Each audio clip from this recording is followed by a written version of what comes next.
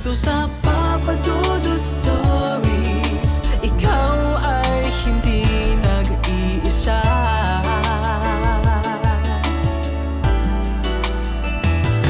Dito sa Papa Dudut Stories, may nagmamahal sa'yo. Papa Dudut Stories, Papa Dudut Stories. Dear Papa Dudut, sa lahat po ng mga nakatutok ngayon, huwag kalimutan na mag-like, mag-share at mag-subscribe. Check 1, 2. Magandang araw po sa inyo, Papa Dudut, at sa inyong mga tagapakinig. Bago ko po simulan ang kwentong ito, ay gusto ko munang magpakilala ng formal sa inyo at sa lahat ng inyong mga listeners. Ako nga pala si John Mark, 25 taong gulang na sa ngayon at kasalukuyan akong nag-aaral sa Bacolod City College dito sa Negros Occidental.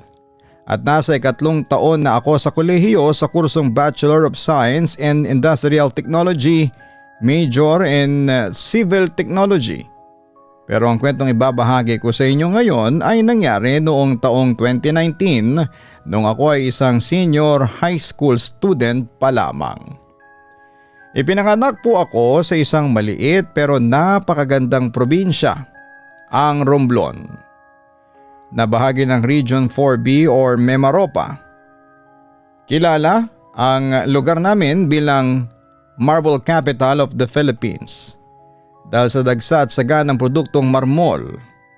Pero papadudot sa kabila ng yaman ng kalikasan sa aming probinsya, ang buhay namin ay masasabi kong nagsimula talaga sa matinding hirap.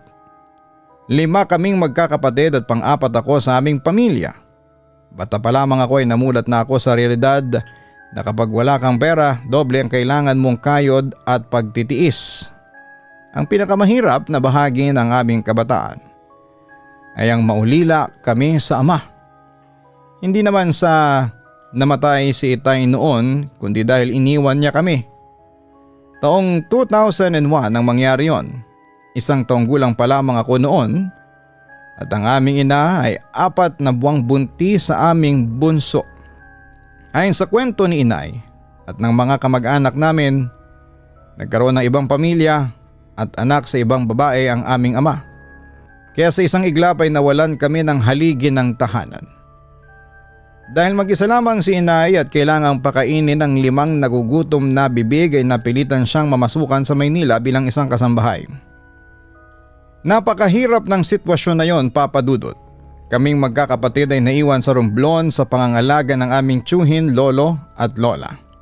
Ang inay naman namin ay tuwing bakasyon lang kung umuwi kapag walang pasok sa eskwela. Madalas 2 o 3 linggo lang siya sa probinsya tapos kailangan na naman niyang bumalik sa Maynila para magtrabaho. Masakit lumaki nang malayo sa mga magulang. At alam niyo kung ano pa ang mas masakit, Papa Dudut? Yung panunukso ng mga tao sa paligid namin. Sa probinsya kapag alam ng mga kapitbahay ang background ng pamilya mo ay mabilis silang magmarunong. Madalas kaming makaranas ng mga kapatid ko na kutsain na mga kakilala sa barangay. Kesyo wala raw kaming kwentang pamilya. Iniwan ng ama, walang tatay at kung ano-ano pang mga masasakit na salita. Ang masakit pa doon ay mismo ang mga malalapit na kamag-anak pa namin minsan nang nangunguna sa panunukso sa amin. Pero imbis na panghinaan ng loob, ginawa namin yung sandata. Hindi kami nagpatinag sa mga pagsubok ng buhay. Sa katunayan ay hindi naman sa pagmamayabang, Papa Dudut. Sa 5 kaming magkakapatid ay 3 sa amin ang nakapagtapos bilang valedictorian noong elementarya. At ang 2 kong nakatatandang babaeng kapatid. Sobrang proud sa amin si inay, si tito at ang mga kamag-anak namin na tunay na nagmamahal sa amin. Nang makapagtapos ng high school, ang 3 kong nakatatandang kapatid, Pinadala sila ni inay dito sa Bacolod City upang mag-aral sa kolehiyo. Baka itanong ninyo Papa Dudut kung paanong napunta sa Bacolod ang mga kapatid ko samantalang sa Maynila naman nagtatrabaho si inay. Noong nasa Maynila pa kasi si inay, ang kapatid ng amo niya ay naninirahan dito sa Bacolod. Silang naggalo kay inay na tutulong silang magpaaral sa mga kapatid ko. Isang napakalaking biyaya noon para sa amin. Dahil doon ay 2 na lang kaming inaiwan ng bunso kong kapatid sa Romblon. Sa ilalim pa rin ng pangangalaga ng aming tiyuhin. Dahil hindi naman malaki ang agwat ng edad namin ng bunso ko, madalas kaming mag-away noon. Tipikal na away bata. Kung hindi dahil sa pagkain, dahil sa mga gawaing bahay. Pero ang kapatid ko kapag napuno at hindi makaganti sa akin, nang harapan ng mga gamit ko ang pinag-iinitan. May isang beses pa nga na kinailangan kong dalhin ang lalagyan ko ng damit at itago sa gilid ng daan papunta sa paaralan. Bakit? Dahil bago ko umalis ng bahay, nagbanta siya na susunugin niya ang lahat ng damit ko. Nakakatawang alalahanin ngayon pero bahagi talaga yon ng makulay at mahirap kong kabataan. Noong 2017, nasa grade 9 na ako noon, isang hapon habang nagpapahinga kami. May tinanong sa amin si inay sa telepono na hindi ko seryosong pinansin. Ang sabi niya, paano kung bumalik ang papa ninyo? Tatanggapin niyo ba siya? Sa loob-loob ko ay malabong mangyari yon. 16 na taon na ang nakalipas. Mula nang iwan niya kami, hindi ko na nga halos maalala ang mukha niya. Para sa akin ay parang multo na lamang siya ng nakaraan na hindi na magpapakita. Pero nagkamali ako Papa Dudut, ang akala kong imposibleng mangyari ay naging totoo sa isang iglap lang. Isang araw ay bigla kaming tinawagan ng pinsan namin at ang sabi niya ay kailangan daw naming pumunta sa bayan dahil umuwi raw si inay galing Maynila. Nagtaka kaming dalawa ng bunso kong kapatid. Bakit sa amin lang sinabi at hindi pinaalam kay tito na siyang nag-aalaga sa amin? Pero dahil sabik kaming makita si inay, sumunod kami kaagad ng walang tanong-tanong. Pagdating namin sa bayan, dinala kami ng pinsan namin sa Freedom Park. Nakatapat lang mismo ng Romblon Port. Umupo ako doon kasama siya. Naghihintay at nag-aabang kay inay na lumabas sa gate ng daungan. Habang tumatagal ay lalo akong nagtataka. Tumingin ako sa dagat, wala namang dumarating o nakadaong na barko ng araw na yon. Paanong darating si inay? Maya-maya ay lumapit sa amin ang isa pa naming pinsang lalaki. Ang sabi niya, tara, nandun si tita sa bahay namin, pinapupunta kayo roon. Sa pag-akalang nandun nga si inay at nauna lang pala siya, ay sumama kami kaagad. Sumakay kami ng tricycle patungo sa bahay ng tito ko pero pagkababa namin ng sasakyan at pagpasok sa kanilang pintuan, doon na nagbago ang takbo ng buhay ko. Walang inay na sumalubong sa amin. Sa halip ay may isang lalaking nakaupo sa sala ng tito ko. Kasama ang ilang mga kapitbahay na masayang nakikipagkwentuhan habang nagkakape. Nang tingnan ko ang lalaking yon ay parang tumigil ang mundo ko. Ang lakas ng tibok ng puso ko dahil ang lalaking nakaupo roon ay kamukhang kamukha ko. Ang figura ng katawan, ang hugis ng ilong at ang pungay ng mga mata. Para akong tumitingin sa salamin na nagpapakita ng mas matandang bersyon ng aking sarili. Oh, ano bang hinihintay nyo riyan? Narito ang papa ninyo, pungad ng tito ko sa amin habang nakangiti. Pumasok kayo, yan ang ama ninyo, dagdag naman ang mga kapitbahay na nandoon. Para ako napako sa aking kinakatayuan, ang bunso kong kapatid ay tulala din. Hindi ko alam kung ano mararamdaman ko, galit ba, lito o pagkalungkot. Pero bago pa ako makapagsalita ay tumayo ang lalaki. Lumapit sa amin at mahigpit kaming niyakap dalawa ng kapatid ko. Kitang-kita ko ang pag-agos ng luha sa kanyang mga mata.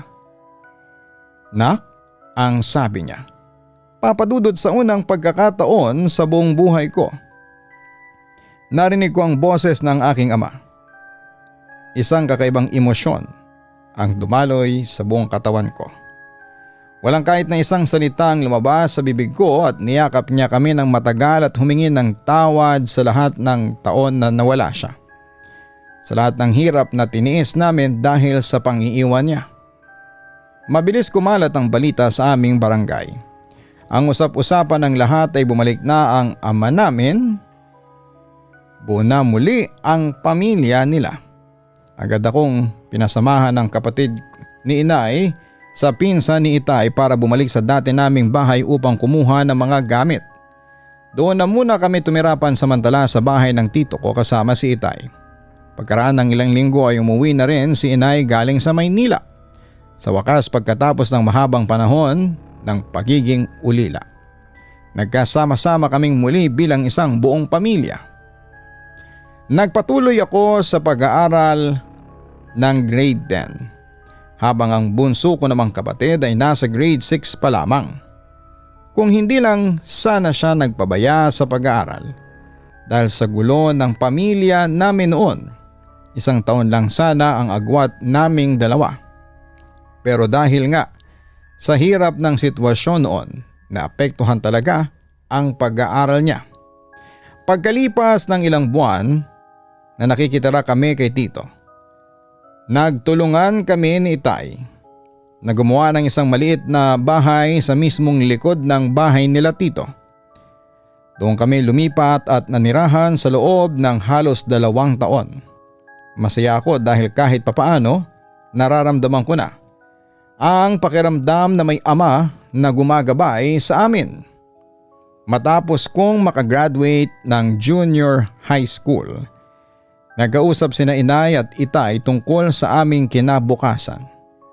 Nag-decide sila na mas maganda kung lilipat ang buong pamilya sa Palawan upang doon magsimula ng bagong buhay.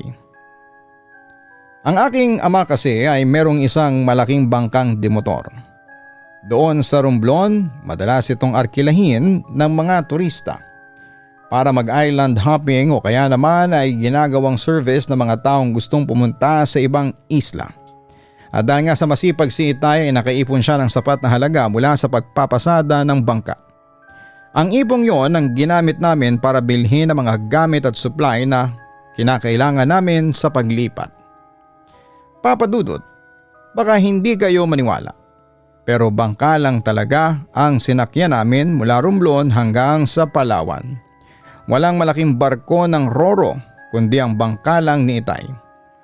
Dahil may kalakihan naman ito at sanay si itay sa laot. Kampante naman kaming magkakapatid na kami ay ligtas. Pero hindi naging madali ang biyahe. Tumagal ng 3 gabi at 2 araw ang paglalakbay namin sa gitna ng bukas na karagatan bago namin natanaw ang pampang ng Palawan. Pagdating namin doon, pansamantala kaming nakituloy sa isang kilala at dating buyer ng isda ng aking ama. Hindi ko na lang babanggitin ang eksaktong barangay, Papa Dudut. Basta ang lugar na ito ay sakop ng bayan ng San Vicente, Palawan. Makalipas nga ang ilang buwan ay unti-unti na kaming nakapagsimula. Nakagawa kami ng sariling matutuluyan at maayos na kabuhayan ni itay.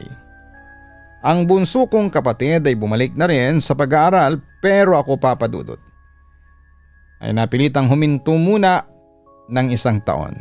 Bakit? Dahil noong lumipat kami ay walang available na track at strand para sa senior high school sa malapit na paaralan na akma sa resulta ng aking NCAE o National Career Assessment Examination Test. Ayoko naman kumuha ng strand na hindi ko gusto. Kaya nag-decide muna akong magtrabaho para makatulong sa pamilya. Sumama ako sa paminsan-minsan na pangingisda kay itay sa gitna ng dagat. Masarap ang buhay sa laot pero mapanganib at nakakapagod. Kaya kalaunan ay naghanap ako ng ibang trabaho at nakakita naman ako sa Puerto Princesa City, partikular sa Old Public Market. Pumasok ako bilang helper sa isang wholesaler ng mga gulay. Doon araw-araw akong nagbubuhat ng mga sako ng sili, repolyo, patatas at kung ano-ano pang mga bagay na galing sa mga sakahan. 4 na buwan din ang itinagal ko sa trabaho. Mahirap, puyatan at mabigat sa katawan. Kaya noong maramdaman kong malapit na naman ang pasukan para sa susunod na school year ay nagpasya akong mag-resign at umuwi na lamang ng San Vicente. Gustong-gusto ko na talagang magpatuloy sa aking pag-aaral. Ayaw ko namang masayang ang buhay ko nang hindi nakapagtatapos. Dito na magsisimula ang totoong kwento, Papa Dudut. Nung bumalik ako sa San Vicente para mag-aral ng grade 11, kinailangan kong maghanap ng matutuluyan malapit sa paaralan dahil malayo ang bahay namin. Ang bunso kong kapatid, Papa Dudut, ay nauna nang mag-board sa isang partikular na bahay doon. Dahil huminto ako ng 1 taon ay naabutan ko siyang nandun na. Kaya imbis na maghanap pa kami ng panibagong boarding house, minabuti na rin ni inay na doon na lamang ako tumuloy kasama ang aking kapatid para magkasama kami at makatipid sa gas-gas kung tutuusin. Napakamura ng renta sa boarding house na yon, Papa Dudut. 500 piso lang kada buwan ang bayad at kasama na roon ang libreng gamit ng tubig. Meron din silang sariling generator na pinagkukunan ng kuryente. Napakalaking bagay ng generator na yon dahil noong mga panahong ito, hindi pa nakararating ang linya ng kuryente sa aming barangay. Bukod sa malayo na, napakaliblib ng lugar at masasabi kong isolated talaga sa kabihasnan. Pinaliligiran ang lugar ng malawak na bukid at makapal na kakahuyan. Nang mga unang linggo ko doon ay wala naman akong nararamdamang kakaiba o nakakatakot, Papa Dudut. Sa katunayan ay komportable ako dahil marami na ring mga estudyante ang umupa roon bago kami. At ang iba nga sa kanila ay mga professional na ngayon tulad ng mga guro. Masasabi ko ring napakarelihiyosong pamilya ng may-ari ng bahay. Katunayan ay may pinatayo silang maliit na Catholic Church o kapilya sa mismong likod ng kanilang bahay. Sa loob naman ng mismong boarding house ay makikita mo sa sala at mga pasilyo ang iba't ibang imahe ng mga santo ng ating Panginoong Hesus. Dahil doon ay naging kampante ako at iniisip ko na lamang naligtas ako sa lugar na yon dahil mukhang puno ng panalangin ang bahay. Ang pamilyang may-ari ng bahay ay tubong Mindanao na lumipat sa Palawan matagal na panahon na ang nakakalipas. Napakabait nila sa amin. Wala akong mairereklamo sa pakikitungo nila. Ang may-ari ay mag-asawang matanda na at kalaunan ay tinawag ko na ring lolo at lola bilang tanda ng paggalang at pagiging malapit ko sa kanila. Meron silang 3 anak, 2 lalaki at 1 babae. Ang panganay nilang anak na lalaki walang asawa at kasama nila sa bahay. Samantalang ang 2 naman itong kapatid ay may sarili ng pamilya. Ang mga anak ng mga kapatid ko na ito ay kasama rin namin sa boarding house dahil iisa lang ang pinapasukan naming paaralan. Kaya naman medyo marami kami sa bahay at buhay na buhay ang paligid tuwing umaga at sa hapon. Habang tumatagal ako sa bahay na yon, unti-unti kong napapansin ang ilang mga bagay na hindi ko kayang ipaliwanag ng lohikal, Papa Dudut. Magsasaka ang pamilyang ito. Meron silang malawak na lupang sakahan at ang pagtatanim ng palay ang pangunahing ikinabubuhay nila. Dahil mainit sa bukid, madalas silang maghubad ng damit kapag kakapasok lamang nila sa bahay galing sa trabaho. Partikular si Lolo at ang kanyang panganay na anak na lalaki.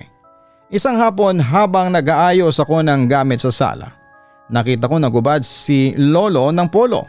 Doon ko napansin na merong kakaibang bagay na nakatali sa kanyang baywang at tila may nakasabit din sa kanyang leeg.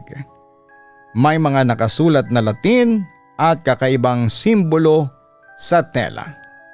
Nang minsan namang dumating ang panganay niyang anak, nakita ko ring may ganon din siya nakatali sa kanyang katawan. Tinanong ko ang isa kong kasamahan sa bahay kung ano yon. Ang sabi niya sa akin sa mahinang boses, anting-anting daw yan ni Lolo. Noong una ay hindi ko pinapansin. Sabi ko sa sarili ko ay kultura at paniniwala nila yon. At wala akong balak na alamin pa kung totoo nga ba ang mga yon. O kung saan nila nakuha ang mga agimat na yon.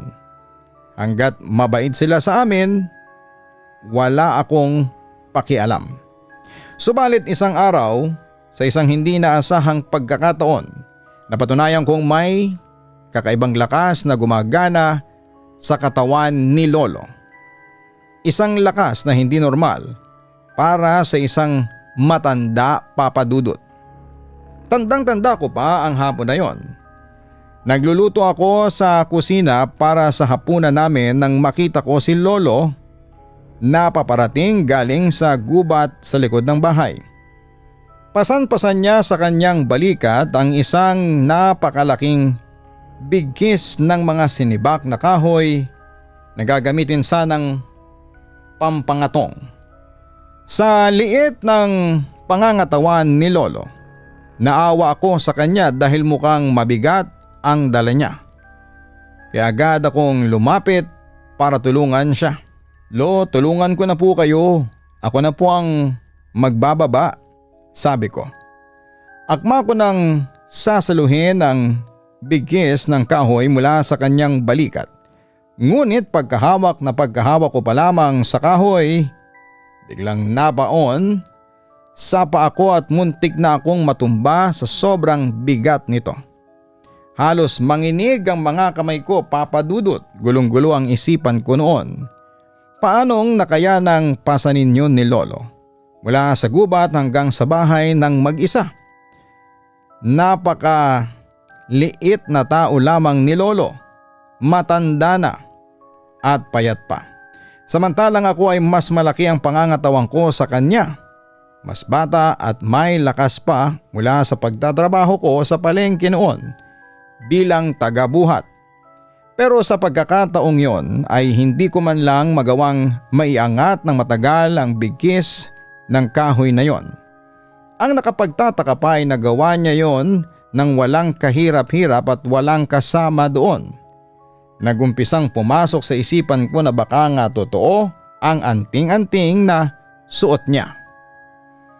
Sa kabila ng mga napapansin kong kakaibang bagay kay Lolo, nagpatuloy ang tipikal na routine sa boarding house. Pagkagaling sa paaralan, mag-aasikaso kaagad ng makakain namin ng kapatid ko. Gagawin ang mga takdang aralin. Mag-aaral ng mabuti. At bago matulog ay magpapakabusog lamang sa mga cellphone. Masasabi kong tutok na tutok talaga ako sa pag-aaral, Papa Dudut. Paminsan-minsan lang ako kung lumabas o mamasyal. Madalas kapag may bibiling importante lang talaga dahil sa disiplinang ito ay matataas ang mga marka ko sa eskwelahan. Sa katunayan, kung hindi lang dahil sa biglang pagdating ng pandemya ng COVID-19 noong sumunod na taon, ako sanang magtatapos ng valedictorian sa aming senior high school. Masaya ang buhay ko bilang estudyante, Papa Dudut. Masasabi kong payapa ang lahat, ngunit ang kapangyarihang yon ay biglang nahulaan ng isang katakot-takot na karanasan na habang buhay nang mag-iiwan ng marka sa aking pagkatao at pag-iisip. Isang hapon, kagagaling ko lang sa eskwela. Sobrang pagod na ng utak ko dahil sa dami ng mga exam at aktibidades. Alam nyo naman, Papa Dudut, kapag pagod ang utak ng isang estudyante parang sumasabay na rin ang buong katawan sa tindi ng lambot at bigat. Padilim ng mga oras na pumasok ako sa kwarto namin. Hindi ko na muna nagawang magbihis. nahiga lang ako saglit sa kama para magpahinga at mag-unat ng likod bago magluto ng hapunan. Nakahiga ako ng patihaya, nakatitig sa kisame. Ilang minuto lang ang lumipas ay naramdaman kong unti-unting bumibigat ang aking mga talukap. Pero bago pa ako tuluyang makatulog, biglang may nagbago sa hangin sa loob ng kwarto. Naging napakalamig pero kasabay nito ang pakiramdam na parang may mga kung anong mabigat na nakadagan sa dibdib ko. Papa Dudut, sinubukan kong iangat ang kanang kamay ko pero hindi ko ito maigalaw. Sinubukan kong itaas ang paa ko pero parang sementado ang buong katawan ko sa ibabaw ng kama. Doon ko na-realize na parang nahihipnotismo ako o nakakaranas ng matinding bangungot o paralysis. Kahit na anong pilit kong igalaw ang kahit na anong bahagi ng aking katawan. Kahit ang dulo ng aking mga daliri ay hinding-hindi ko magawa. Nagsimula akong magpanik. Buka ang aking mga mata at gising ang aking diwa pero bilanggo ako sa sarili kong katawan. Pinilit kong sumigaw para humingi ng tulong sa kapatid ko o sa kanila ni lolo na nasa labas lamang. Binuka ko ang aking bibig, naglabas ako ng lakas mula sa aking lalamunan. Subalit ang nakakapanghilakbot na bahagi. Walang kahit na anong tunog ang lumalabas sa mga labi ko. Ni Ungol ay wala siya. Pipi ako sa mga sandaling yon habang nakatitig ako sa kisame dahil hindi ko maipihit ang aking leeg. May narinig akong kakaibang tunog. Isang tunog ng mga kuko na kumakalmot sa kahoy. Mula sa madilim na sulok ng kisame ng aming kwarto ay may dahan-dahang lumabas. At dito na nagtayuan ang lahat ng mga balahibo ko sa buong katawan, Papa Dudut.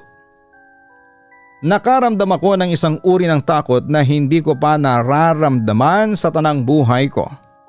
Isang takot na parang sinasaksak ang aking puso sa tindi ng kaba. May isang nilalang na dahan-dahang gumagapang ng nakabaligtad sa kisame ng aming kwarto. Ang kanyang likod ay nakaharap sa sahig pero ang kanyang muka ay nakatitig sa akin. Papa Dudut, kung napanood ninyo ang pelikulang The Lord of the Rings, ang nilalang na ito ay magkawangis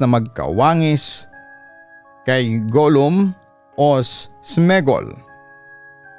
Maliit ang katawan nito, payat na bukas ang mga buto. Ngunit ang mas nakakatakot at kaibahan niya kay Gollum, ang balat ng nilalang na ito ay magkahalong kulay asul at maitim na parang balat ng taong nalunod o nabubulok. Ang kanyang mga kuko sa kamay at paa ay napakahaba, matutulis at kulay itim. Ang hugis ng kanyang muka ay bungo na binalutan ng manipis na balat at ang kanyang mga mata ay nanlilisik, sobrang laki, walang talukap at nakatitig ng diretsyo sa aking mga mata habang gumagapang siya. Medyo mababa lang ang kisame ng kwarto namin noon, Papa Dudut. Kung tatayo ka, mga 2 dangkal na lamang ang pagitan ng kisame sa ibabaw ng ulo ko. Dahil nakahiga ako sa kama ay kitang-kita ko kung gaano kalapit ang nilalang na yon sa akin habang gumagapang siya sa ibabaw ko. Dahan-dahan niyang ibinababa ang kanyang kamay at sinusubukang iabot ang kanyang matutulis na kuko sa mukha ko na animoy gustong-gusto akong hawakan o kunin. Kasabay nito ang paggawa niya ng mga kakaibang gestures o galaw. Habang nakatitig siya sa akin ay biglang iikot ang kanyang buong ulo ng 360 degree na parang tornilyo na niluluwagan. Maririnig mo ang mga tunog ng nababasang mga buto sa kanyang leeg habang umiikot ito. Bukas ang kanyang malaking bibig na puno ng mahahaba at matutulis na ngipin. At may lumalabas na malapot at maduming laway na pumapatak mula sa kanyang dila. Ang dila niya ay mahaba at sumasayaw sa hangin. At sa sobrang lapit niya, pakiramdam ko ay 1 pulgad na lamang ay abot na ang laway niya sa mukha ko. Papa Dudut, sa mga sandaling yon pakiramdam ko ay para na akong hihimatayin. Ramdam ko ang unti-unting paghihiwalay ng aking kaluluwa sa aking katawan dahil sa tindi ng takot. Ang utak ko ay sumisigaw ng tulong, tulong, pero ang katawan ko ay parang bangkay. Naisip ko na noon na baka ito na ang katapusan ko. Baka dito na ako mamamatay sa liblib na boarding house na ito at bukas ng umaga ay matatagpuan na lamang akong patay nang walang buhay. Sa gitna ng kawalan ng pag-asa at tindi ng lagim, biglang may nag-flash sa isipan ko. Naalala ko ang itinuro sa amin noong bata pa kami na sa oras ng panganib at kapahamakan, walang ibang makapagliligtas sa atin kundi ang Diyos. Dahil sa hindi ko maibuka ang aking bibig, ginamit ko ang aking diwa. Buong lakas kong tinawag ang pangalan ng Diyos. Sa aking isipan at paulit-ulit kong dinadasal ang Our Father at Hail Mary. Sa bawat salita ng panalangin na binibigkas ko sa aking isipan, nararamdaman kong nagpupumiglas ang aking puso. Ama namin, sumasalangit ka, sambahin ang ngalan mo. Panalangin ko habang nakatitig sa nanlilisik na mata ng nilalang sa itaas ko. Nang makailang beses ko na itong madasal, nang may buong pananampalataya ay bigla na lamang nagbago ang reaksyon ng nilalang. Parang nasaktan siya o natakot. At sa isang kurap, Papa Dudut, ng aking mata, walang ano-ano ay bigla na lamang naglaho ang naturang nilalang sa kisame ng aming kwarto. Parang bula na nawala sa hangin. Kasabay ng paglalaho niya, bigla ko naramdaman na dinaluyan ng init ang aking mga kamay at mga paa. Unti-unti kong naigalaw ang aking mga daliri hanggang sa tuluyang kong maiangat ang aking katawan at napaupo ako sa kama. Papa Dudut, pagkaupo ko ay hinang-hina ang buong katawan ko. Ang pakiramdam ko noon ay para kong isang taong pinagtatrabaho sa bukid at pinapahila sa kalabaw ng ilang oras nang walang pahinga. Sobrang bigat ng binti ko at tuyong-tuyo ang aking lalamunan na kahit wala namang tunog na lumalabas sa bibig ko kanina. Pakiramdam ko ay napuspos ang boses ko sa kakasigaw sa loob ng aking isipan. Agad akong lumuhod sa gilid ng kama, umiiyak akong nananalangin at nagpapasalamat sa Diyos dahil hindi niya ako pinabayaan, dahil hindi niya nakuha ang aking pagkatao. Hindi ako naangkin ng nakakakilabot na nilalang na yon. Pagkatapos magdasal ay mabilis akong lumabas ng kwarto. Pumunta sa kusina at sunod-sunod na uminom ng malamig na tubig para pakalmahin ang nanginginig kong katawan. Naupo ako sa sala, tulala pa rin at pilit na pinoproseso ang mga nangyari. Sa katunayan ay nakita ako ni Lola at Lolo na nakaupo roon at baka sa mukha ko ang takot. Lumapit ako sa kanila at ikinuwento ko ang buong detalye ng nakita ko sa kwarto. Ang asul na nilalang na parang golem na umiikot ang ulo sa kisame. Inasahan kong magugulat sila o kaya ay mag-aalala, pero ang ipinagtataka ko, Papa Dudut, ay parang normal lang sa kanila ang narinig. Tumingin lang sa akin si Lolo, seryoso ang muka at ang tanging sinabi lamang niya sa akin ay manalangin ka lang palagi bago matulog. Hindi ko na tinanong pa kung bakit ganun lang ang reaksyon nila at mas pinili ko ring huwag nang ikwento ang nangyari sa aking bunso na kapatid.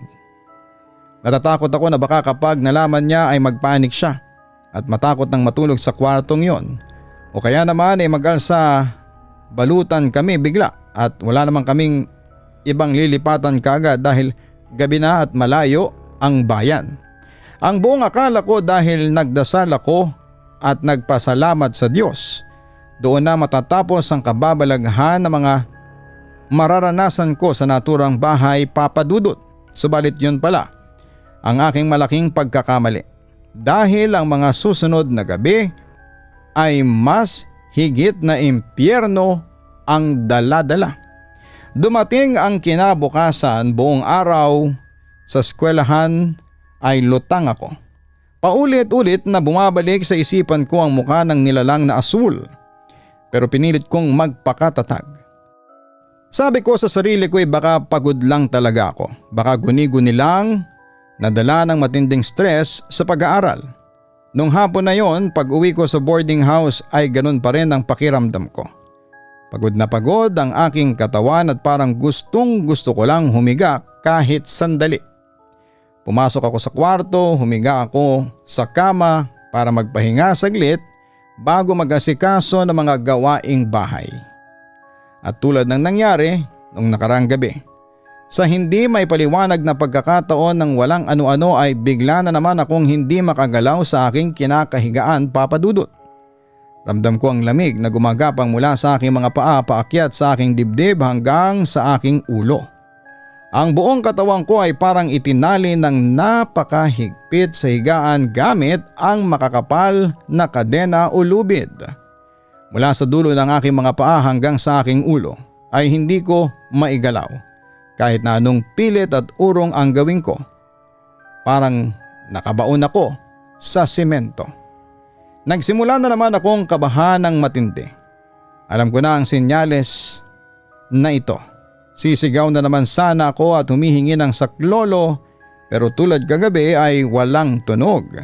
Pipi na naman ako. Ang tanging naririnig ko lamang ay ang sarili kong mabilis at mabigat na paghinga sa loob ng aking ilong. Maya-maya pa, Papa Dudut, ay nakarinig na ako ng mabibigat na yabag ng paa sa labas ng kwarto. Dahan-dahan ang hakbang pababa patungo sa pintuan ng aming kwarto na noon ay bahagyang nakabukas na. Mula sa liwanag ng sala na pumapasok sa kwarto ay may isang nilalang na dahan-dahang naglakad papasok. Kulay itim ang buong suot nito, isang mahabang gupit na kasuotan na abot hanggang sa sahig. At ang kanyang muka ay natatabunan ng isang maitim at luma na belo. Mukha siyang isang madre na nakadamit ng buong itim. Papa Dudut, kung napapanood mo na ang sikat na horror film na The Conjuring o The Nun, kilalang kilala mo si Valak. Ang nilalang na naglalakad sa harapan ko noon ay magkawangis na magkawangis kay Valak, ang demonyong madre. Hindi ko kailanman makakalimutan ang tagpong yon, Papa Dudut. Nakaramdam ako ng isang uri ng kakaibang takot na mas matindi pa sa nararamdaman ko noong nakaraang gabi. Pakiramdam ko talaga sa pangalawang pagkakataon ay tuluyan nang humiwalay ang kaluluwa ko sa aking katawan dahil sa tindi ng lagim. Takot na takot ako ng mga panahong yon habang nakikita ko siyang pumasok sa kwarto. Sa totoo lang, sa tindi ng takot ko, ayaw ko na talagang masilayan ang mukha niya sa ilalim ng belong yon dahil alam kong demonyo ang nasa harapan ko. Dahan-dahan siyang naglalakad pabalik sa harapan ng aking kama. Ang kanyang mga hakbang ay walang tunog sa sahig, pero ramdam mo ang bigat ng presensya niya. Habang naglalakad siya ng pabalik-balik ay parang may kung anong bulong siyang sinabi sa kakaibang lengguwahe. Mabilis at mababa ang boses. Nang walang ano-ano, sa gitna ng kanyang paglalakad, bigla siyang huminto. Dahan-dahan niyang ipinipihit ang kanyang katawan at direktang humarap sa akin. Halos mamatay ako sa lakas ng aking sigaw sa loob ng aking isipan, Papa Dudut. Ang buong katawan ko ay nanginginig ng husto. Kahit na hindi ko ito maigagalaw, sobrang nakakatakot ang mukha ng nilalang na yon. Halos mapamura na nga ako. Sapagkat yun po talaga ang pinakaangkop na tanging salitang lumabas sa puso ko. Dala ng sukdulang takot na aking nararamdaman ng mga oras na yon. Kung sino man ang makakakita sa mukhang yon ay talagang mapapamura sa tindi ng kilabot. Kung anong creepy at kakilakilabot ang mukha ni Valak sa pelikula, mas doble, triple o mas sobra pa ang takot na mukha ng madreng ito nung humarap siya sa akin sa totoong buhay. Ang kanyang mga mata ay hindi normal. Ito ay buong kulay itim na may magkahalong pula, parang nag-aapoy sa galit at panlilisik. Ang kanyang bibig ay may mga bahid ng sariwa at umaagos na dugo. Ang kanyang mga ngipin ay hindi pantay. Matatalim ang mga ito, may itim at halos hindi mo na masasabing ngipin pa ba ng tao sa tindi ng dumi at bahid ng magkahalong dugo at mantsang kulay itim. Ang pinaka nakakatakot sa lahat, Papa Dudut, ay ang kanyang mga labi. Punit ang kanyang mga labi sa magkabilang gilid na halos umabot na sa kanyang magkabilang tenga. At habang nakatitig siya sa akin ng diretsyo gamit ang kanyang nanlilisik na mga mata, dahan-dahan siyang nagumpisang tumawa nang nakataas ang mukha. Isang ising demonyo na nagpapakita ng lahat ng kanyang matutulis at madugong ngipin. Ikinumpas niya ang kanyang mga kamay patungo sa akin. Ang kanyang mga kuko ay mahahaba, matutulis at kulay itim na parang patay. Ang kulay ng balat sa kanyang mga kamay at muka ay hindi kulay ng buhay na tao. Ito ay kulay abo, patay at may mga bahagi na tila naaagnas na at nabubulok. Ang kasuotang pangmadre na suot niya ay napakaluma, punit-punit sa ilang bahagi. Lubhang marumi at may mga sariwang mantsa rin ng dugo na tila galing sa isang biktima. Nakangisi siya sa akin, isang may pagkademonyong pagkakatitig na tila ba sinasabi sa akin, nakakainin niya ang kaluluwa ko o anumang oras ay kukunin na niya ako patungo sa impyerno. Halos mahimatay ako sa takot, Papa Dudut. Nararamdaman ko na ang lamig ng kamatayan sa paligid ko. Sa gitna ng sukdulang takot na yon, alam kong wala nang ibang makakatulong sa akin.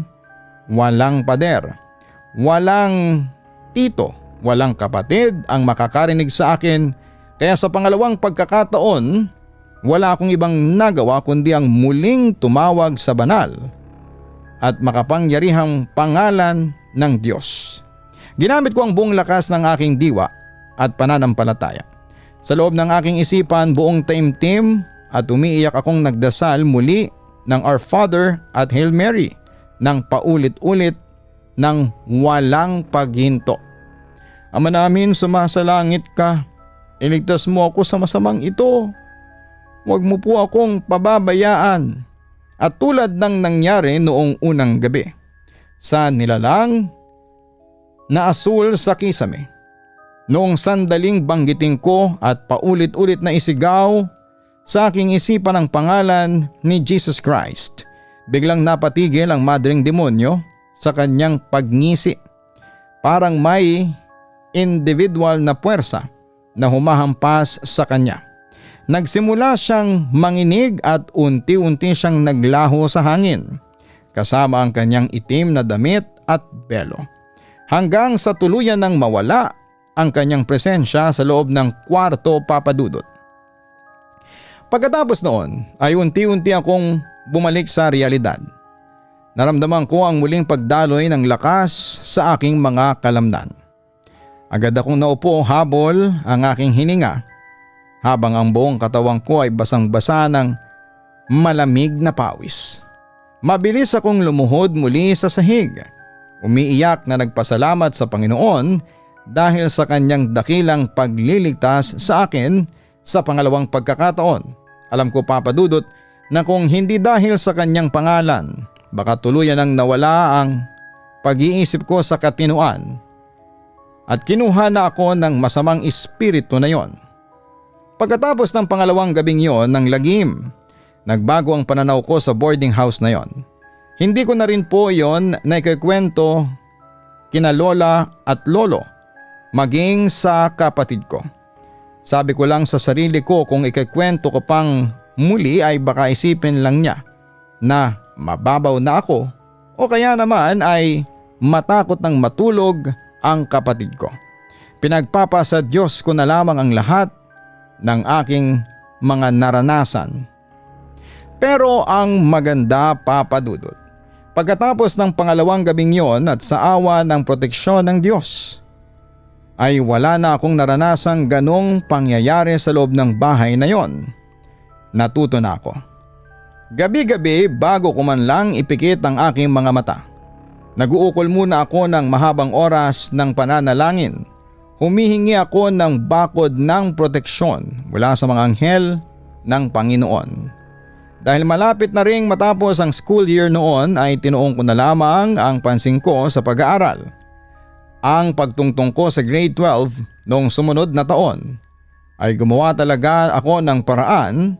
Kinausap ko si inay na humanap kami ng ibang boarding house. Hindi ko sinabi ang totoong dahilan na may demonyong nagpapakita, kundi sinabi ko na lamang na baka may mga mas magandang lokasyon pa para sa pag-aaral ko. Pumayag naman si inay kaya opisyal kaming lumipat ng ibang bahay tuluyan. Nang makalipat kami ng boarding house ay doon ko naramdaman ng tunay na kapayapaan, Papa Dudut. Naging napaka-komportable ng buhay estudyante namin ng aking kapatid noong sumunod na taon. At sa pamamagitan ng grasya ng Diyos, wala na talaga akong naranasang kahit na anong uri ng kababalaghan o nakakatakot na pangyayari magpahanggang sa ngayon. Ang paglipat namin ng boarding house ay hindi lang nagdala ng kapayapaan sa aking pagtulog, kundi nagdala din ng malaking pagbabago sa aking espiritual na buhay. Noong taong ding yon, mula sa pagiging isang Katoliko, ako po ay na-convert at naging isang Seventh-day Adventist Christian. Sa bagong yugto na ito ng aking buhay ay mas lalong tumatag ang aking pananampalataya sa Panginoon Diyos at napalapit ang aking puso sa Kanya. Doon ko mas naintindihan ang lalim ng Biblia at ang kapangyarihan ng panalangin. Naisip ko na ang lahat ng nakakatakot na karanasan ko noon sa lumang boarding house ay pinahintulot ng Diyos para gisingin ako sa aking espiritual na buhay, para ipaalala sa akin na totoo ang labanan ng mabuti at masama at kailangan nating pumili kung kanino tayo kakampi. Sa kasalukuyan, Papa Dudut, malayo na ang narating ko mula noong taong 2019 tulad ng nabanggit ko sa simula. Ako ngayon ay nasa third year college na dito sa Bacolod City College. Kakaumpisa pa lang ng aming second semester para sa taong ito at sa kalkulasyon ko ay mahigit isang taon na lamang po ng sipag at tiyaga ay makapagtatapos na rin ako ng kolehiyo. Malapit ko nang makuha ang aking pangarap na diploma sa Bachelor of Science and Industrial Technology major in Civil Technology. Alam kong matutuwa ng husto si inay dahil sa wakas ang sakripisyo niya sa Maynila ay magbubunga na ng tagumpay. Papa Dudut, kung meron man akong isang mahalagang aral na maibabahagi sa likod ng nakakatakot kong kwentong ito ay ang matuto tayong tumawag sa pangalan ng Diyos sa araw-araw at hindi lang sa mga panahong nasa gipit tayo o kung kailangan lang natin siya.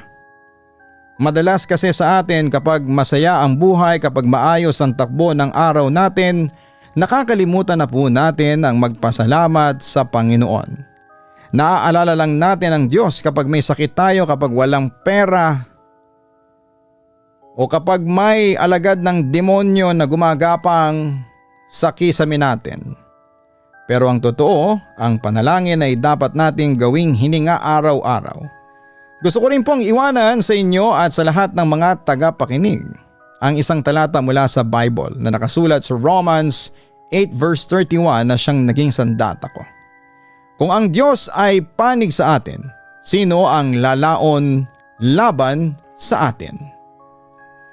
Napakalaki at napakamakapangyarihan ng Diyos kaysa sa anumang masasamang espiritu tulad ng engkanto, multo o alagad ng demonyo sa mundong ito. Kung ibibigay natin ang buo nating tiwala sa buhay at pananampalataya sa Kanya ay walang anumang gawa o pananakot ng dyablo ang makapagdudulot sa atin ng tunay na kapahamakan. Pwede silang magpakita, pwede silang manakot, pero hindi nila kayang hawakan ang isang taong binabakuran ng kapangyarihan ni Jesus Christ. Maraming salamat po, Papa Dudut, sa pagtampok at pagbasa ng aking kwento sa inyong napakagandang programa. Isang malaking karangalan para sa akin na may bahagi ito sa inyo. Abangan ko po talaga ang araw na mai-broadcast ninyo ito. At dalangin ko na sana ay kapulutan po ito ng matinding aral at inspirasyon ng lahat ng inyong mga tagapakinig na nakakaranas din ng takot sa kanilang buhay. Katunayan po ay matagal na akong nakafollow sa inyong channel at sa Kaistorya Horror. Masugid niyo po akong taga-subaybay gabi-gabi. Kung inaabangan ang bawat upload ng mga bagong kwento sa inyong channel bago ako matulog, ngayon syempre may kasama ng panalangin yon. Maraming salamat pong muli Papa Dudut, sana po ay patuloy pong lumago at pagpalain ng inyong channel at sana po ay marami pa kayong maitampok na kwento ng buhay na kapupulutan ng aral ng sambayanang Pilipino. Patuloy po kayong mag-ingat at naway gabayan kayo palagi ng may kapal. Lubos na gumagalang, John Mark. Para sa iyo John Mark, napakatapang mo para harapin at ibahagi ang ganitong klase ng mabigat at traumatic experience. Hindi biro ang dumanas ng ganong katindi na paralysis na may kasama pang karumal-dumal na visualization. Ang ginawa mong hindi pagpapadala sa takot ng mga sandaling yon, bagamat parang humihiwalay na ang kaluluwa mo sa katawan, ay patunay lamang na meron kang matatag na karakter at isipan. Kahanga-hanga din ang pinili mong pagprotekta sa iyong mga mahal sa buhay sa pamamagitan ng hindi pagkwento sa kanya para hindi magpanik at nagpapakita ng iyong pagiging seryoso at responsableng kuya sa kapatid mo. Isang napakalaking hakbang din ang ginawa mong pagtuon sa iyong pag-aaral sa kabila ng gulo at hirap ng iyong pamilya. Nung una hanggang sa marating mo nga ang puntong ito na malapit ka nang magtapos sa kolehiyo. Ang buhay mo ay isang buhay na ebidensya na ang espiritual na aspeto ng tao ay may malaking papel sa ating kaligtasan. Sa halip na hayaang lamunin ka ng trauma o tuluyang masira ang iyong katinuan dahil sa mga nakakatakot na experience na yon, ay ginamit mo ang karanasang ito para mapalapit sa may kapal at baguhin ang takbo ng iyong pananampalataya. Ang paglipat mo sa pagiging Seventh-day Adventist Christian ay nagpapakita na ang bawat madilim na karanasan ay pwedeng maging daan patungo sa mas maliwanag na direksyon kung hahayaan nating ang Diyos ang magkontrol sa takbo ng ating buhay. Ipagpatuloy mo ang iyong sipag pag-aaral dahil ang katatagang ipinamalas mo sa dilim ay siya rin magdadala sa iyo sa rurok ng tagumpay sa hinaharap. Ang pinakamalalim na mensaheng iniwan ng iyong pagsasalaysay ay ang katotohanang may mga puwersa sa mundong ito na hindi natin nakikita, ngunit ang mas dakilang kapangyarihan ay nasa panig pa rin ng kabutihan at ng Panginoong Diyos. Ipinapaalala ng kwento mo na ang panalangin ay hindi lang isang ritual na ginagawa tuwing may kailangan o kapag cornered na tayo ng problema, kundi ito ay dapat maging permanenteng kalasag sa araw-araw at ipinapakita rin dito ng anting-anting o anumang huwad na proteksyon ng tao ay walang laban at hindi kayang magbigay ng tunay na kapayapaan kumpara sa tapat at buong pagtitiwala sa lumikha. Gaya nga ng paborito mong talata sa Romans 8 verse 31, kapag ang puso ng tao ay nakatali sa proteksyon ng Diyos, anumang pananakot o instrumento ng kadiliman ay hinding-hindi magtatagumpay. Maraming salamat po.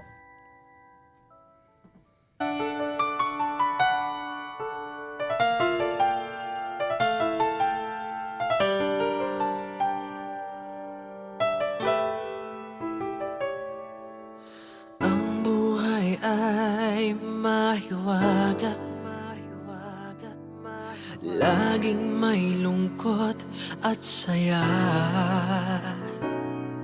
sa Papa Dudut Stories.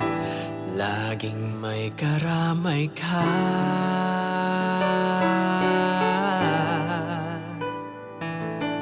Mga problemang kay bigat, dito ay pakikinggan ka. Sa Papa Dudut Stories, kami ay iyong kasama. Dito sa Papa Dudut Stories, ikaw ay hindi nag-iisa.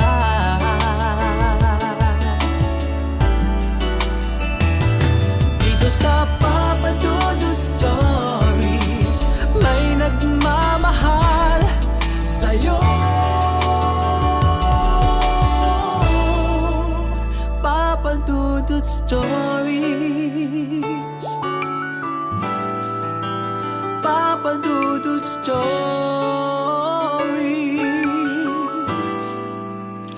Papa Dudut Stories.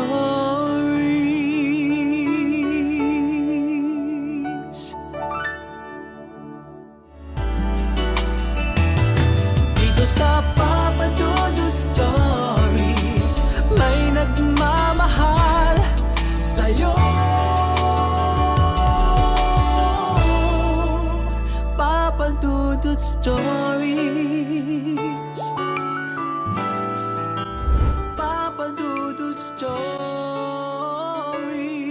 Hello mga ka-online, si Papa Dudut po ito. Nag-enjoy ka ba sa ating kwento ngayong araw? Huwag kalimutan na i-share, mag-like at mag-subscribe. Maraming salamat po